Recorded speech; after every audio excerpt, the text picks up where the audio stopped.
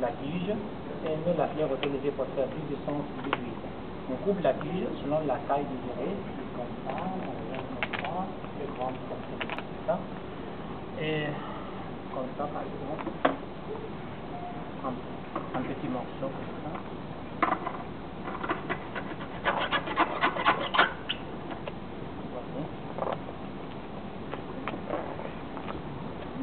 Et on voit que la tige contient deux parties, cette écorce et la partie antérieure, la moelle de la plante. Tout d'abord, on épluche la partie extérieure avec le coton, comme ça. Plus ou moins le travail est difficile parce que c'est le travail de la femme. Tu vas discuter toujours dans ce travail. Voilà. Et on voit que chaque partie, cette bord solide, c'est pour qu'il a déjà participé à la vie quotidienne du ancien égyptien. Il a utilisé pour faire des paniers, des chapeaux, des sandales, des meubles, quelque chose pour le jour. Mais pour avoir un papier de papyrus, on utilise la moelle de la plante, la partie blanche. On la coupe en deux petites lamelles comme ça. Et on voit toujours que la lamelle est fragile et se casse facilement. Pourquoi? Parce qu'elle contient une grande quantité de l'eau et de glucose. C'est la même famille du cannabis. Et pour la rendre souple et flexible, on utilise tout d'abord sumailler pour tracer le fil.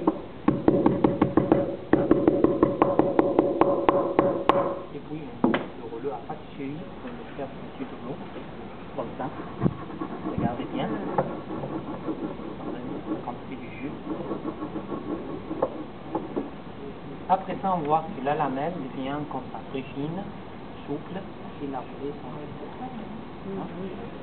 Et puis, on le met dans l'eau de Nil, voilà, pour l'horizon. Premièrement, pour réduire la quantité de sucre, parce que cette lamelle contient environ de 25% de sucre. On a toujours besoin de 10% pour le faire coller ensemble, comme ça. Et la deuxième chose, pour changer, ou bien pour contrôler la couleur. Si on veut une couleur claire comme ça, on le met dans l'eau pour 6 jours.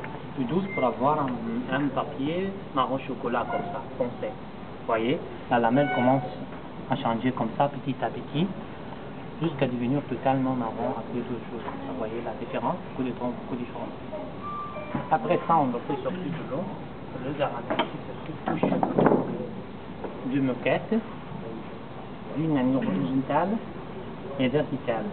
On va faire comme ça pour faire un tissage, un horizontal pour vertical, comme ça, jusqu'à inclure toute la surface selon la taille désirée.